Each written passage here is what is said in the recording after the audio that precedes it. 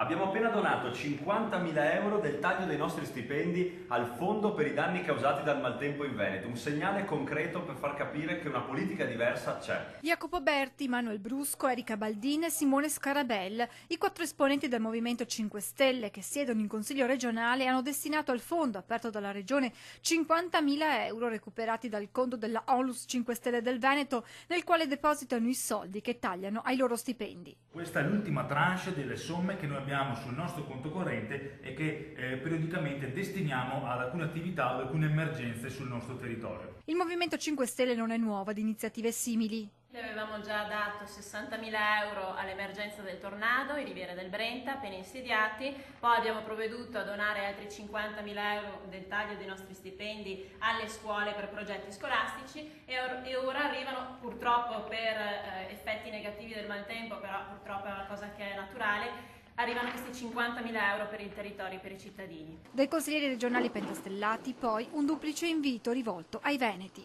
Invitiamo chiunque possa a fare una piccola donazione all'IBAN dedicato alla Regione Veneto, oppure potete usare questa scusa per andare nelle nostre montagne quest'anno e farvi le vostre vacanze natalizie, che sarà comunque un segnale molto forte che i nostri cittadini lassù si aspettano.